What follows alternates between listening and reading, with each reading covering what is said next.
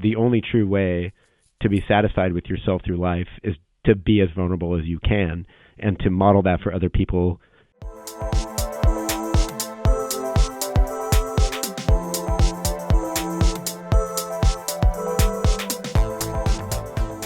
Welcome to Beverages, Bites, and Banter. This is a show where Spencer and I talk about the most important things in life. Things like coffee and bourbon and technology. We also discuss important life lessons that we've learned over the years. So basically, almost any topic is fair game. But today, we're going to talk about a particularly difficult topic. It's also very relevant in today's world. The topic is layoffs. So we're joined by Todd Ellis, who worked at Microsoft for 22 years before his recent layoff. Todd, welcome to the show. Hey, thanks for having me. Good to be here. Yeah, glad to have you here. I wish we could have you here on a completely different topic, but this is an important topic, and all right. We appreciate you coming on to talk about it with us. Yeah, thanks for having me. Yeah. So before we jump into the serious topic, let's talk about beverages, right? It's in the title of the show. Todd, what beverage did you bring to the show? Well, I'm glad you asked because this is a special occasion. I don't usually drink this. I have a Johnny Walker Blue Label Neat. Very nice. Yeah, it's delicious. Drinking it neat, too. I like that. Yeah. Peaty. Very nice. Awesome. Spencer, how about yourself? What'd you bring? I almost bought a Compass Box Peat Monster, which would have probably compared to that peat, but I didn't want the smoke today. So I bought a Macallan Fine Oak 10-year. Oh, I haven't had a Scotch in a while. Very nice. It's like, what am I going to have today? Scotch. And this one's been aging for quite a while. It just smells caramel and delicious. And I've got some typing to do tonight with a writers group, so a little Red Bull to go with it. I can't disappoint Jim and only bring one drink with me. I appreciate that, Spencer. Give you wings. I like how you're thinking about me when the show's not going on. And prep for the show. Sorry, I didn't mean to make you almost spit out your drink there. But you almost lost it. I appreciate you thinking about me being disappointed if you don't have two beverages on the show. So thanks for that. I appreciate it. Well, for me, I actually went with coffee. I've had a long day. I'm tired. I wanted some good coffee, and I found good coffee. So I have a delicious coffee that I haven't tried before. This is a new one for me. I ordered this one. This is from Cosmic Dust. This is their Polaris. See if you can see that box. Cosmic Dust Polaris.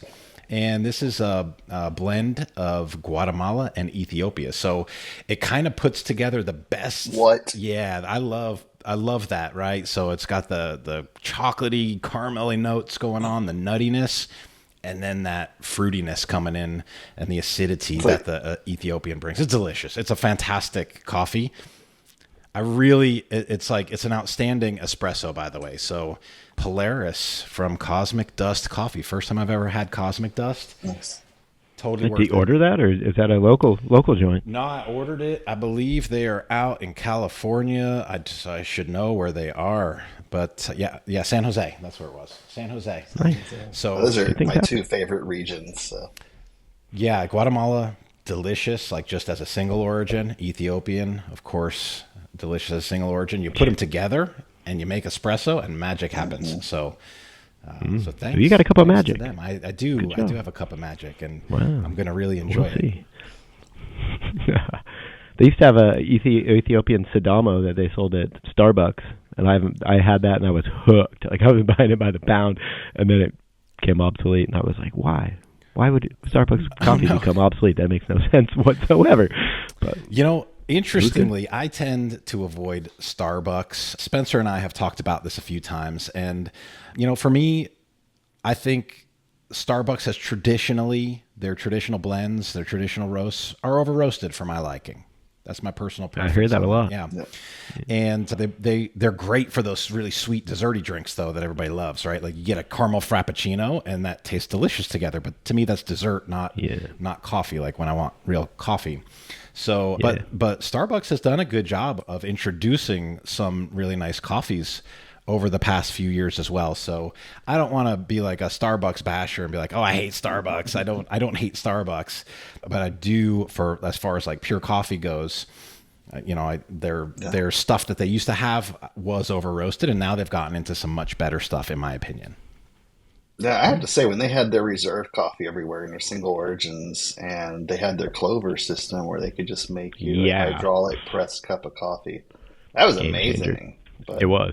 it's been disappearing everywhere. Well, So this morning at the airport, Well, it was hard to find. I had no other choice. There was Starbucks there, and I'm like, all right, I want coffee.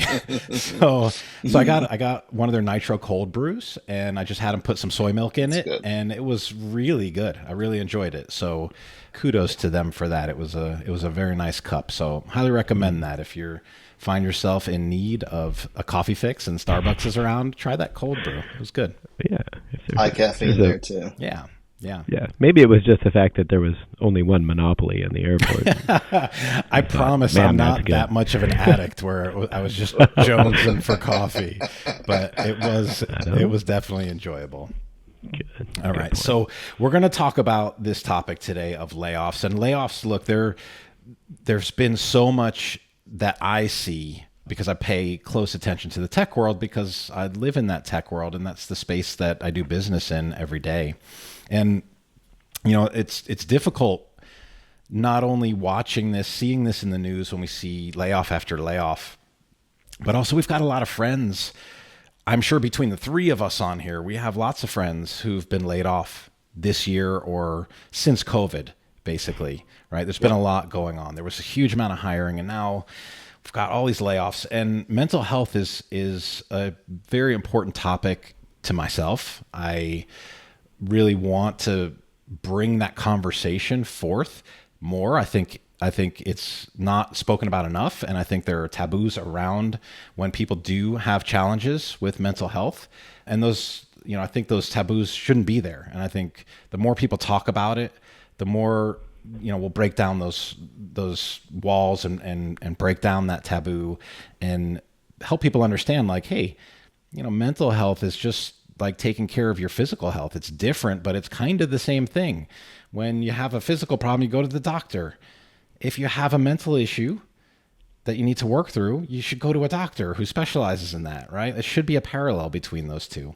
But I don't think it's still looked at that way today. If you talk about mental health problems, you might be seen as weak or there's something wrong with that person. And it's like totally the wrong way to think about it. So with layoffs today, I think that is having a big impact on mental health across the board. I'm going to bring up a couple of numbers here.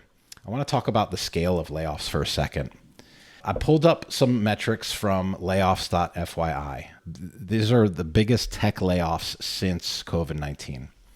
And so they've got this top 10 list. And in the top 10 list, they've got Tesla, Google, Meta, Microsoft, Amazon. By the way, Meta and Amazon are on there a couple of times. I think this was like they were collecting each individual layoff, how many folks were laid off in that round. Ericsson, SAP, huge companies.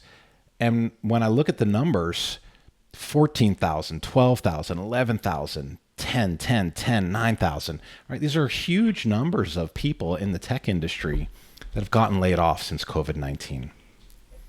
And so, Todd, you were one of these people. You were one of the people that got caught up in this. One of the lucky. One of those lucky, yeah. And so tell me about it. Tell me about your experience with that. Give me a little bit of background on it. Yeah, so it's funny that you mentioned the mental health piece first, and it makes me think about before I was laid off. Luckily, I was at a very interesting point when COVID hit. A lot of strange things happened at Microsoft, in my experience. A lot of the culture that they had been trying to work on, a lot of the things that we had done in a more soft kind of focus, completely lost focus, and it wasn't like overnight, but in the context of 22 years, it seemed like it was very, very shutter-wise, right?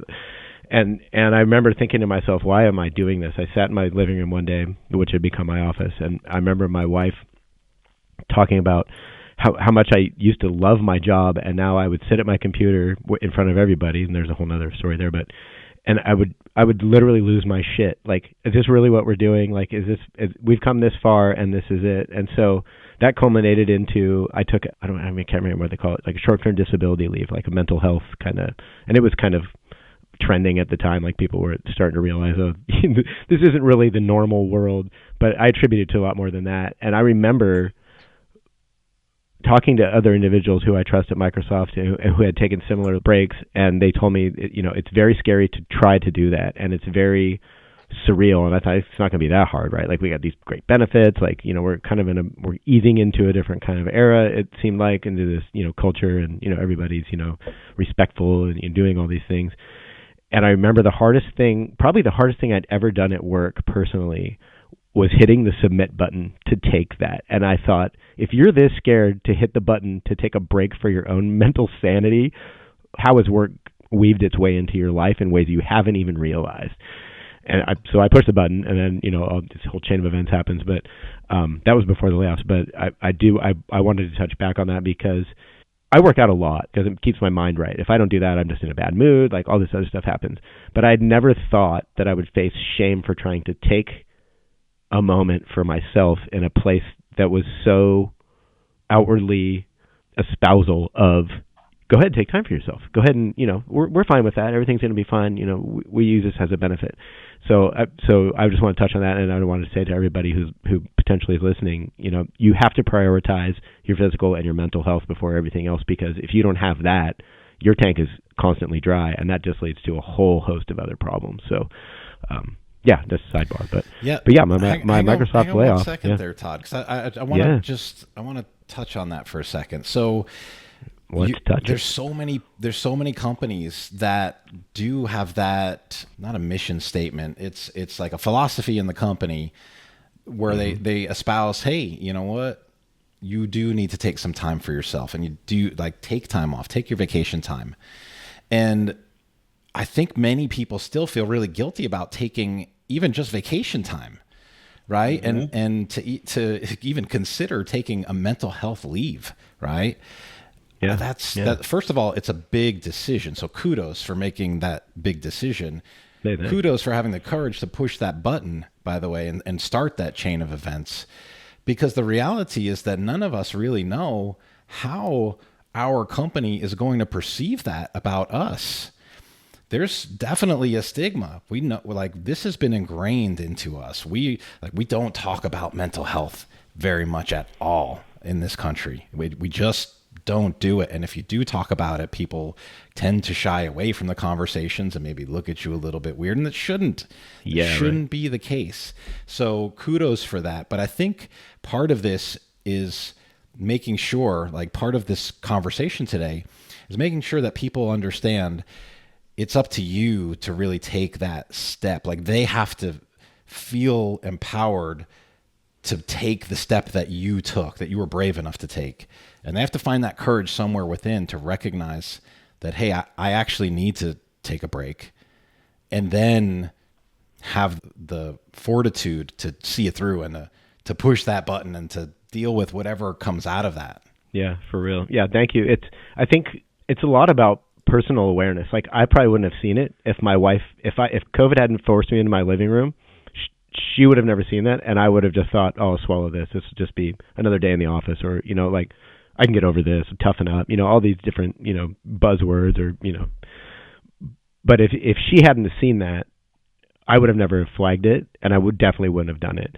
And in hindsight, that I did it opened up a whole new avenue, like multiple pathways of doors appeared for me, like, oh, you don't actually have to work as hard as they say you should work, or you feel like maybe you should work, or, but there is a lot of, the word that keeps coming up is shame, but there's a lot of, like, I don't know the word for it. It's close to shame, but it's more like, it's like self-disappointment. If those two are not the same, I'm not sure, but, like, I remember thinking, if I push this button, I've become weaker in the eyes of everybody that I know at work. And what a terrible feeling that is, when work is supposed to support you through that. They give you these mechanisms to do it, So, yeah, I don't know. It's wild, because there were mantras of it's okay not to be okay coming down from the top. Yeah, right. And put your own mask on first. Yeah. You are not your work. There's so many that they use. And that's another point that I hadn't really thought about, but they make it. It's funny that there's laws that make it so employees can take mental health breaks. And, it's like they hide behind this facade of corporations, not specifically Microsoft, but they like, that's a last resort. right? Like, oh, I guess we'll comply with the law because you've told us you need this thing. While they tout, go ahead and take time, just talk to your manager. Everything will be fine. Those features can wait. It's not a big deal, And so there's that. And then on the other side of that is the guilt you feel for not getting the things done that are already your deliverables. So you have, performance reviews and all these metrics and milestones you're supposed to hit. Now I can't get it done. So then you're doubly feeling like, a complete waste of space because you're like, well, if somebody else could do this, why am I here anyways? And now they're going to look at me like I'm weaker when I come back. So it's an interesting thing, but yeah, so I think awareness is the first key. That brings up an interesting thought in my mind that, I'm not sure why I didn't think about this before. Why aren't companies holding training sessions on how to recognize that you are heading down a bad path mentally, right? What are those warning signs? So there's all kinds of trainings that companies provide, and it's amazing. All the training that I know I've been provided over many years in working in corporate jobs about how to do my job, how to do it well, how to move on to the next level, how to do all of these great things. I have never once even heard of a training on how do you take care of yourself? What are the signs to look out for to know that you're pushing yourself too hard and maybe you need to dial it back a little bit and maybe you need to take a little bit of a break? I haven't seen that. Now, maybe some companies do that. I haven't come across it, but I think it would be an amazing idea. So if anybody is listening that can actually implement that in a company, there you go. Yeah, I think it's something that companies really need to seriously take a look at. They have some, but it's like it's buried deep in the libraries of learning, or it's something that only after you push the button do they hand off to a third party, and then those people typically will be like, hey, is this burnout? Like, here's some meditation stuff. Like, it got better with COVID. There's a lot of silver linings, in my opinion, that COVID brought to the forefront, where we would have just been still driving blindly on autopilot if that hadn't happened. Of course, there's tons of negatives, probably more negatives, but if anything, I think that it upped the notches of awareness for a lot of people, and platforms like LinkedIn too. Like, there's a lot of people who have permeated LinkedIn who are like, look, like, this is real, and here's how I dealt with it, and I know this is a professional platform, but I'm going to drag this into the light. So it might not be the company's doing it, but there's a professional focal point where it's becoming more normalized, I think. Yeah, that's great. All right, so let's try and get back on track a little bit. So you took a leave to get the rest that you need, to get that recovery time, to get yourself into a better place mentally. Yeah. What happens next? Yep. Well, we're going to get off on a lot of sidebars, but I'll try to compress it. So basically what happened was I came back from leave, jumped back into my work, and swiftly realized that the management chain that I had was not really behind me in taking that break. Like they said all the things, but here's your full plate again, and then, oh, by the way, we've just been piling more on while you were gone, so you're gonna need to hurry up and go. So I stepped back and I did a throttled re-entry back into work, where I was like, oh, I'm gonna go part-time and do this, I'm gonna work back into it. So if that trigger happens again, I'm gonna be able to realize it, and then I'm gonna be able to pull this. So like you said, I was at work. I worked for Microsoft 22 years. Never had a poor performance review ever in my entire life. And when I came back, 3 months after that was my performance review, and I got what they call a IR. So I can't remember what they call that. Insufficient rewards. There it is. Insufficient results. Results. Yeah. That's the one. Yeah. And so I'm like, yeah. And so that to me was like, this is how I get rewarded. Like I take time off based on your suggestion, and I go away and I come back and I ramp back in so I could be the best contributing employee I ever I feel I can be, and then you give me this, this black indelible ink marker on my thing, right? And so that I think that was the thing that really solidified a lot of the feelings in my heart about seeing a company as an entity that you could be loyal to, almost like a human. Like, oh, you guys are treating me well, I give you my time, it's amicable, like, we're good, right? No, after that, it wasn't that. So I came back to work. I worked for about another year after that, and then the rift happened. So it was kind of like a blessing in disguise, except for it was definitely shrouded in shame. Oh, this is the end. I didn't get to say anything. This is the end of the era. You're out. See you later. Like no real precursor to how or why. There's no visibility into what happened. They blame it on algorithm. You just been selected, you randomly won the lottery, and you just don't have a job anymore. And so I think that left the worst taste in my mouth overall about it. But yeah. So you use that term RIF, by the way. I just want to be clear about that. That's reduction in force, right? So that's correct. Yeah, it's a nice way to say getting laid off, or a bunch of people got laid off, right? Reduction in force. Yeah. So role elimination. Your role has been eliminated. Yeah. And look, I've been there. Tomorrow somebody else can do the same job. I wonder, I'm really curious. I don't have any metrics on this, and I'd love to find out how many people actually have been laid off. Like, out of the whole population, what percentage of the population has ever gone through a layoff? Spencer, two for you? Twice at Microsoft. Well, yeah. Yeah, I've gone through one. This is my first as well, right? So I'm going to wager it's pretty high, right? It's a pretty high number. And very often, I'd wager to say the majority of the time, these layoffs aren't a result of poor performance. They're a result of, hey, every department has a certain number of people that have to go. Now, managers decide who gets to stay and who gets to go. And that's, first of all, I've been on the other side of that equation as well. I've been the person who's had to make that decision. And I can tell you, I have to. It's exceptionally difficult as well. Now, it's a much better place to be than being the person getting laid off. But I do have a lot of compassion for the folks who have to make that decision and have that conversation. And then I also recognize that for the people who stay, for the ones who made it through, there is also a survivor guilt, right? They're like, wait a second, all of these great people that I work with just got laid off.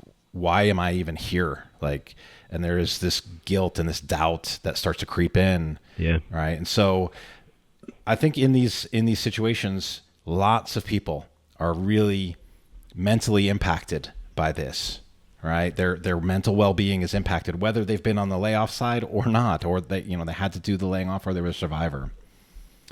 So it's hard. You're like going through the stages of grief. It's yeah, absolutely. Yeah. So you got laid off, and so this takes a toll on you mentally. What yeah. Next? At first it was surreal. 22 years is a long time. You muddy the line between who you were before you started or who you are personally, and how the work impacts the things that you do. And you associate, I did anyways, it's very easy to associate with the work you do as being part of your utility or part of your personal net worth, if you will. So when you go from, I do all these things, to they don't want me anymore, which is pretty much how I felt, like, oh, now I've been shunned, to what am I going to do next? There is a whole host of hues that come in your mind. Like it was overwhelming. At first I was shocked, obviously.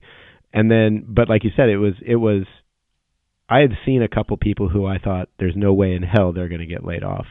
And then they got laid off. So I felt that through reorgs too, where large companies will reorganize every once in a while, and they'll kind of do just like a small riff.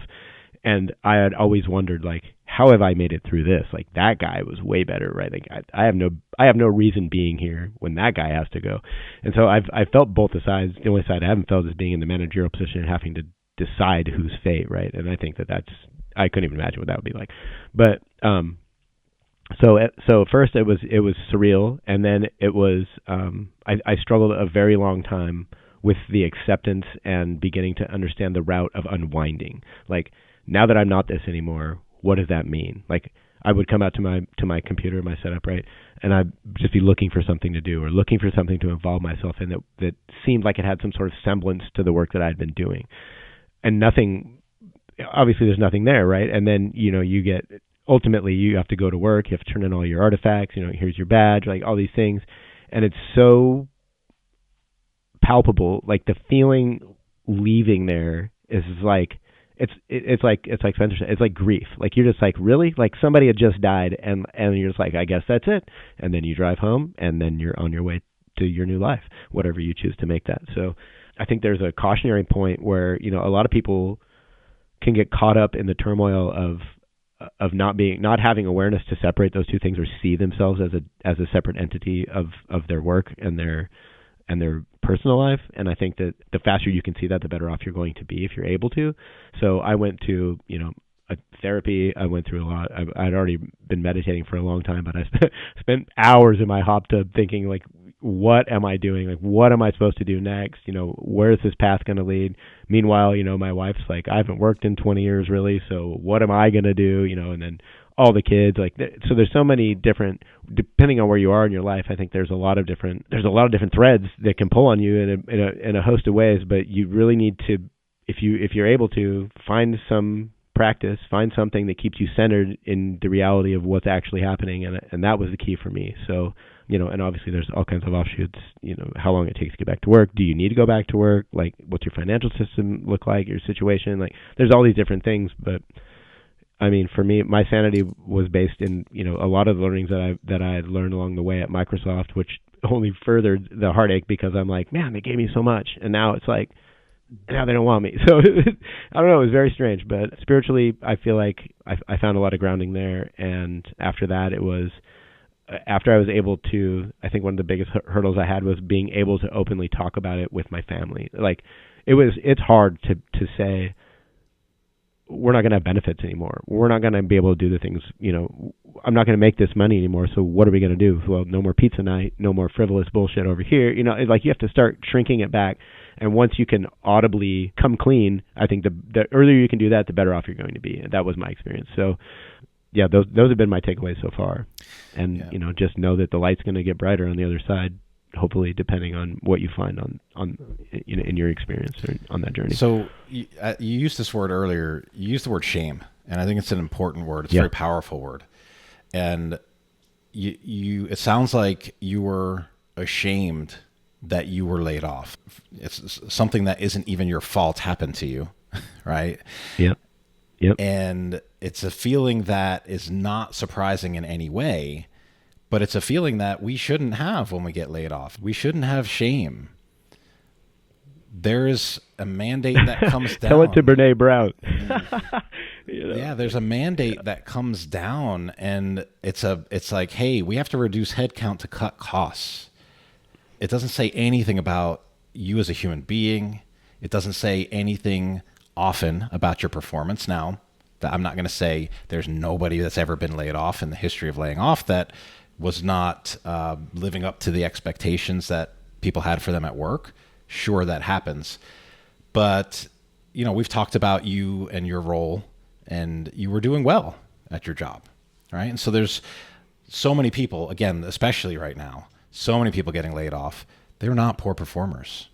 They are really good at their jobs. And so to have shame, it's a terrible thing that they're having to endure. If you feel like you're ashamed of being laid off, you shouldn't, and you shouldn't have to endure that. And so you mentioned a couple of things that help you get through that.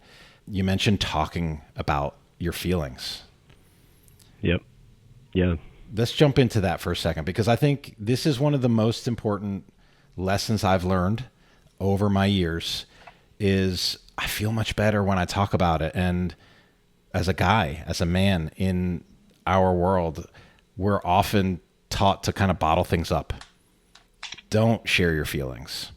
If you do share your feelings, sometimes you get made fun of, right, by other guys. It can be, it's just a societal thing that has happened, and it keeps being perpetuated. But I've also learned that confiding in people I care about, people who are close to me. Spencer and I have great conversations. We share feelings all the time, and it really helps me work through things. Spencer, I think it helps you work through things. Oh, yeah. I share my feelings with my family. I try and be very open about it, and I know that helps me tremendously. So talk me through a little bit when you made that decision. What was that like for you to really open up? It was very difficult, and I think it was full of errors in a way that had often held me back. So I have a very interesting outlook on children and a very interesting outlook on parenting and a very interesting outlook on communication. And I don't think like most of those were born from my own experience in childhood. Like, we didn't talk about anything, and when we did, it was terribly awkward, and it was just as quick as we get done with it, That's it. We're just going to shove that behind us and we're done with that. And so I've carried that into my life where I really hadn't had meaningful conversations with my kids aside from, like the typical life things where it was me showing vulnerability or modeling ways that I think humans should be that I've learned along my path. And it wasn't until, I wouldn't say it was because of my layoff, but it was definitely not much before that when I started realizing that the only true way to be satisfied with yourself through life is to be as vulnerable as you can and to model that for other people. Because if you just tell somebody to do something or you say, this is what it worked for me, that, that's just prescriptive. It's like, oh, here's a map, go find the treasure, right? Like how often does that work out? Never, right? So, I mean, you got the Goonies, but that's rarely that does that shit happen, right? So I realized that if you start to model these things for people, my family included, it might be completely awkward, and it will be completely awkward. It was for me, but if I'm having a conversation where I feel like I'm holding a conversation with you or something that I feel is going to bring me to tears, that is going to be exponentially more powerful than me being prescriptive about what I think you should do. And so I began to open up in a way that I hadn't expected, but now I won't say it's second nature, but I definitely have a lot more positive attributes about me, and I've received feedback from my family where they're like, you're completely different now because these events have happened. And like, it's almost like they're grateful. I'm so grateful that you got laid off and we don't have this money anymore because now you can be the person that we wished you had been. Does that make sense? So, I mean, I get emotional just talking about it, but it's very, in several ways, I would say that sans all the bullshit around it, losing benefits and all that other stuff, probably losing my role at Microsoft has been the most eye-opening experience in a positive manner that I've ever had. In every facet of my life, probably. So yeah, that's amazing to be able to take such a extreme positive away from a really terrible situation. Yeah. Right. Yeah. And I was going to touch back on something you said. If you're a shitty worker or a shitty employee and you get laid off for that, at least you know, like you can put that back on yourself. You're like, come on, I should have done my job better. I was terrible. I should have. Why'd you keep me? For so I was long? awful. I totally screwed that up. Yeah, I can't believe you kept me around this long. But when it's nothing, it's just like all you have is question marks, and it's just like you have to find it yourself. And so I keep pounding on it, but awareness is the key. Like you have to be aware of and accepting of the things that are happening to you, and just realize that this is just a moment in reality, and this is just one stop, on the bus of Todd or the bus of whoever, and you choose to get off, you choose not to, like whatever it is, but you have to realize you have to keep moving forward. So yeah, that's my take on it. Yeah. All right, so you've done a lot of good work, important emotional work, and you've been looking for a job. How's that gone? Yep. How's it going? Man, well, at first, it's a funny question. At first, I started looking at jobs for things in the same field, things that I knew I was pretty, well, I'd been told I was pretty proficient at. There's that shame again, right? The imposter says, you weren't as good as you thought because apparently they let you go. Anyway, so I started looking at work in that field just here and there, and I was like, it can't be that hard to find a job. Well, hundreds of applications later, that didn't work out right. And so AI is blooming at the same time, so I'm talking to all these different people. They're like, oh, well, your resume is never going to make it through ATS because, you didn't format it right, and blah, blah, blah. And I'm like, okay, well, I'm not spending $1,000 to rewrite this. Somebody's going to look at my resume, and they're going to talk to me, and they're going to realize this is the person that for this job. Well, that never materialized. And then I started thinking, well, I had embarked on, I'd kind of given myself a 1-year deadline at work to where I entered into this coaching class. I was like, you know what? If work doesn't work out, or when work doesn't work out, when I don't get the role I want at work professionally, I'm going to create it for myself, and I'm going to base it in coaching and all these different things. And so that came and went, and I explored, making a consulting business and doing all these things to bring what I had learned in the workplace, emotionally, vulnerability wise, mindfulness wise, all these different things. How could I do a better job to consult companies about how they could do better for their employees? And then I put those two narratives together where obviously they don't care because now they're trimming all of these soft skills. They're just gutting people. I couldn't even believe what the things I was hearing.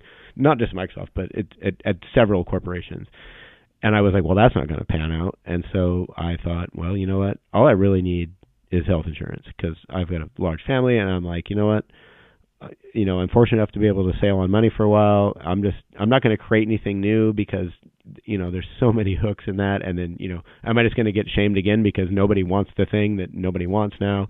So I just stepped back, and as I whittled away at my healthcare savings account, paying for the benefits that I'd been so fortunate to have at Microsoft, I finally realized that $2,000 a month was an egregious amount of money, and I'm not going to be able to keep that going tax-free. So I thought I'm going to get the lowest level job I could find with great benefits. And so I was shopping at Costco one day, and I noticed that everybody looked happy. So I went up to the front of Costco, and I was like, "Why does all these employees look so happy around here?" And he's like, "I don't know. If you think they look happy, you should apply at Costco." And I did. And 2 days later, Costco called me back, and they were like, "We would love you to come in for an interview." The first people, I swear to God, it was probably more than 300 applications I had put in over 9 months, maybe a year.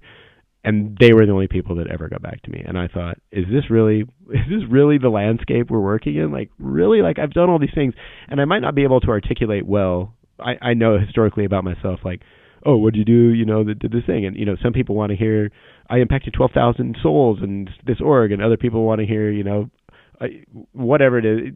They all have a jargon or a speak that they have, right? And I didn't have that. And I don't do well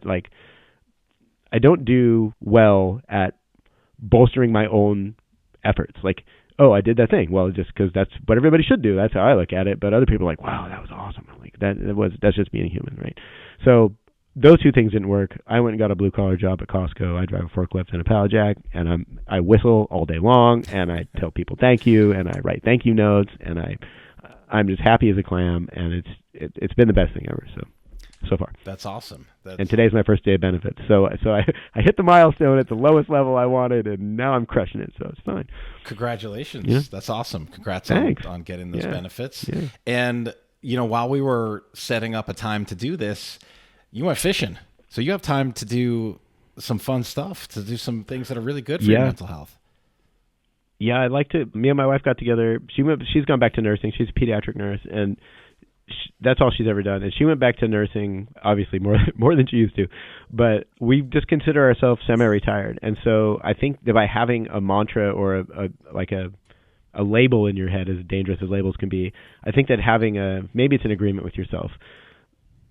I'm okay with, not working a full 8-hour day. That's fine with me. Like, I know what I'm there to get, and I know what I'm there to put into it. And so it's okay with me. She knows. She's like, I have to uptick my work a bit, my hours, because we have to pay for these things, and she's okay with that. But when we want to go do things that are fun, in August I'm going to Wyoming for a week to hang out with my kid and fish on the Snake River. Like, it's just like, and I'm willing to, the other part about this is boundaries.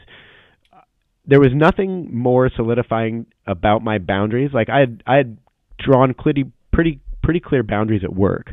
Like, oh, if I don't feel like I should go to this meeting, I'm going to tell you no.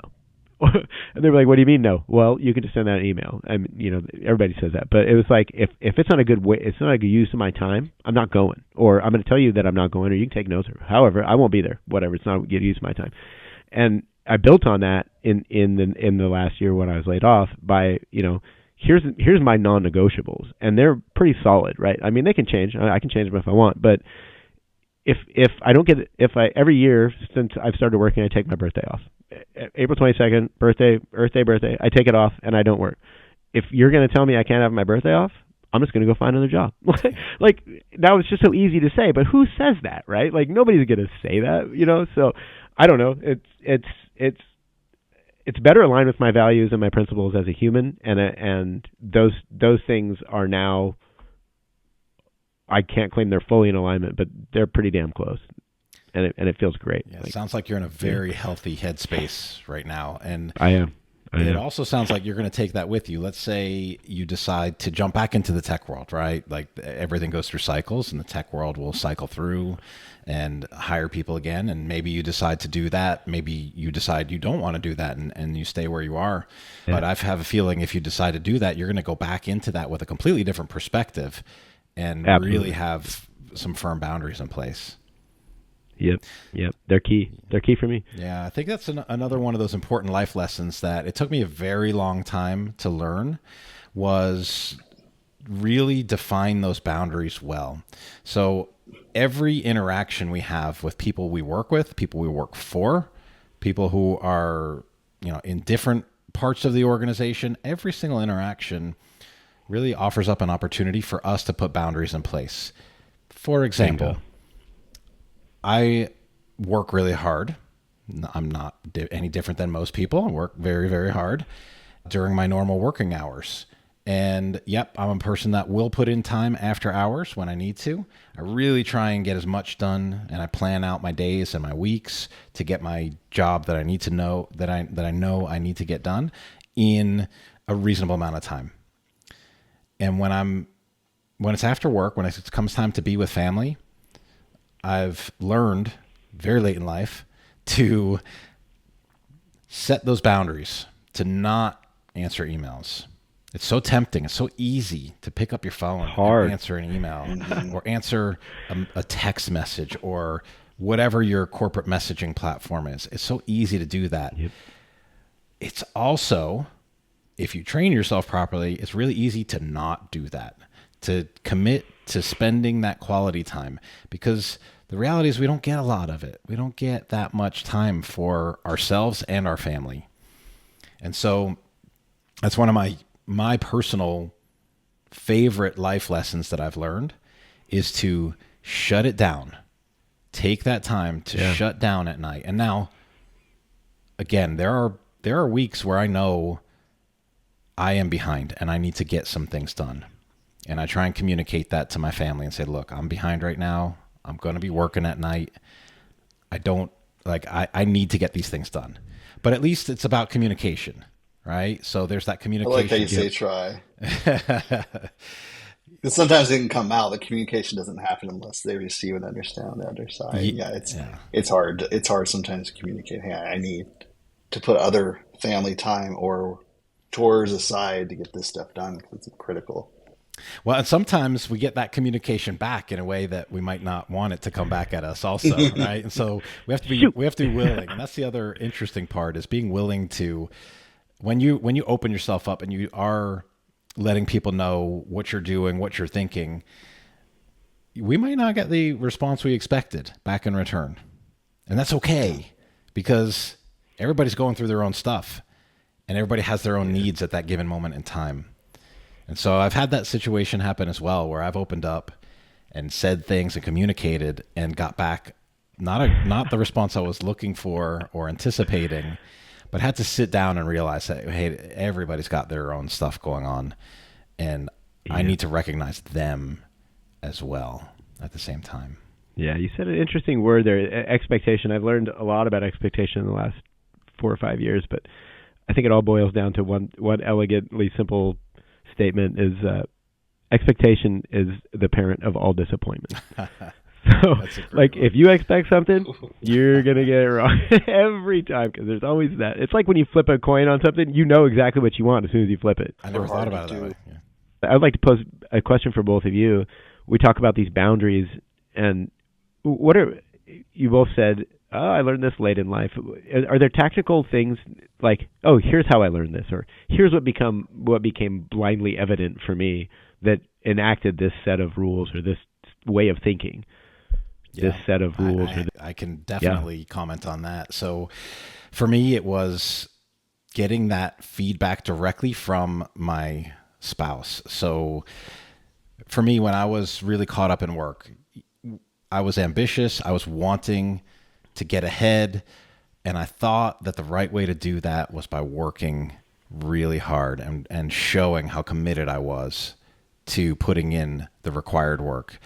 And so, Spencer, you said something really interesting, that this was really the catalyst, was vacation time. I would go on vacations with family and I would do work during vacations. And my wife was just done with it. And she just had it with me, and she just let me have it when we were going on vacation. And she was like, you are not allowed to bring your laptop. You're not allowed to bring your phone. And I'm like, what are you talking about? She's like, you work all the time. You're supposed to be on vacation and you're not paying any attention to us, your family. And that hit me hard. And I realized she was 100% right. And it wasn't worth it. Like, what was I doing? That wasn't even an expectation from my company. I was putting that expectation on myself as an idiot. Right. And like, that was me thinking in completely the wrong way. And I was doing that to myself, and I was doing that to my family, which was worse, right? I could put up with it if it was just me. So that was my big moment where it was the trigger for me really rethinking exactly how I go through life and how I approach my work-life balance. Well, what's interesting, and then from there, though, what's interesting about that, Jim, is if you yourself as a worker don't have aren't lucky enough to have a boss that's going to help you see that and push you to say, no, turn your shit off. It's really easy for the company to take advantage, whether they're on purpose or not on purpose, and just let you do it. Yeah. And that's one of the ways I learned to put my phone in the drawer and walk away from it was I would tell my workers the same. I would tell them that, but I wasn't practicing. I'm like, well, wait. I actually have to practice what I'm saying. Yeah. But so Jim, you felt that viscerally. You were like, oh, you're right. But what'd you do after that, right? Because I think oftentimes it's like when I think of like social media, right? Like it always steals your attention back. Like suddenly you're like, oh, here I am again, wasting endless hours looking in this suckhole. Like, yeah. What steps did you put in action? Right. Like, so, yeah, you're right. So there was the trigger, right? And then there's the process that everyone has to go through. And so you're 100% right. There's a process. It was like, okay, I'm going to do better. And you genuinely want to. I think it's like anything where you're trying to change behaviors. It takes a little while to change those behaviors, and you have to be diligent, and you have to be cognizant, and you have to be willing to get smacked a little bit again, right? Get the smackdown from the wife again, and like, hey, remember when we talked about this? Well, you backslid a little bit. Hey, you have your phone at the dinner table, and you're looking at an email right now, right? And so it took time. It took a lot of conscious effort of me thinking and realizing, hey, my family is way more important to me than any job will ever be. That's like, I can't even believe I got myself to this point. And yes, I was surrounded by people who were very similar to this, right? And so it's easy to just get wrapped up in it and let it snowball. And so it took a lot of work and mentally kind of checking back in with myself. Am I living up to what I want to be, to the behaviors that I want to have? And talking directly to my wife and saying, hey, thank you for pointing this out, and keep pointing it out. Like, please, because I know I'm going to slide back, and I'm good with you pointing it out as much as you need to. Yeah. So what I heard was like accountability. Yeah, accountability and self-awareness, right? Like those were the keys. Yeah. And intentionality. He didn't say that word, but I mean, he was very intentional. And this is and knowing what the heck you want. I mean, I know a lot of my career, my life, I've been dragged around by just where are things going? Like, what are my goals? What do I want? How do I know I want to actually prioritize something? Yeah. True. So all of that is to say that it's not that I don't work hard still, but I'm very intentional. Sure? Yeah. Well, I guess might be the next on the riff list, my friend. I should ask those people who pay me if I'm working hard enough. But don't ask them. Yeah. But there's that sacred time now, and so I'm very cognizant of it. And like I said, it's not that there aren't weeks where I know I have to put in more time because, hey, guess what? I'm at a Series A startup. Everybody knows what that life is when you sign up for that. Or if you don't know, you learn really quickly what that life is like when you sign up for it. But there can still be a good balance in there. And that's one of the things that I am holding sacred now, very intentionally, Spencer. There is great intention to really work hard on that. And so guess what? I still backslide. Hey, I'm human like everyone else, right? We all, yeah, imagine that. All of those imperfections, they keep coming out, right? But it's how do you get rid of the shame from that? First of all, I'm not ashamed of it. And I firmly believe that we should not be ashamed of who we are, like this work thing that we do. If you get laid off, don't be ashamed of that. There is no shame in being laid off, like, period. There is no shame in asking for help. There is no shame in recognizing that you need a break for your mental well-being. There should be no shame in any of those things. And I've learned, I'm getting pretty old now. If you're watching us, I have lots of gray hair. You don't look that old. Right? Bald head and gray hair. Yeah. So I've learned a lot of lessons over time, and definitely being just in that moment when things are going bad for you, understanding that shit happens. Sometimes bad stuff happens, and it's not your fault. Maybe if bad stuff is happening, it might be your fault. Like, own it if it is, right? But don't be ashamed of it. Shame will get in the way of this process of healing, right? So just own that, learn the lessons, and move on, and try and move forward, and try and do better all the time. And a lot of times there's things that weren't your fault, and you just have to understand, hey, I'm in a situation. How am I going to get myself out of the situation, and think through it? But be willing to open up about it to other people. Yeah. It's like you get this choice. You can dwell on it. You should definitely grieve on it and understand. But you get this opportunity of breaking the cycle you were in and this new season of change that's before you. So can you be present through it and present in what's coming? Yeah. Yeah, there's two quips I learned. The only way out is through. And the other one, it struck me on the way to work one time. I used to have a 2-hour commute each way, and I started listening to audiobooks, like just ridiculous amount of audiobooks. And this specific phrase, I had to pull over on the side of the freeway, and I was just like, wow, did I really just hear that? And it put so many things into focus for me. It was, instead of focusing on the things you dislike, focus on the things you like. And I thought, wow, like, how much time do I spend focusing on the things that I wish I could change when really there's no way I have control over any of that? Like, how much time do we spend on that, right? And so I think it's a perfect way to wrap that up. It's just like, realize that these things are happening around us. They're not happening to us. It might seem like they're happening, at us or to us, but really, if we're able to take a look at the opportunities that are afforded by all the hardships that come our way, that's the only reason we're actually here besides procreation, right? Like, we're just learning machines, and that's what we should be doing. So, don't be afraid of it. Just go into it. Well, I think that's a great way to wrap up this show. So, Todd, thank you so much for coming on, being vulnerable, and being open and honest with us. It's amazing to be able to do that. I think that's going to help a lot of other people to get to that place. So thank you. Thanks so much for doing that. And for all the listeners, thank you for joining us today on this episode of Triple B. We hope that you're going to join us for our next show. But until then, have a great day and be good to each other.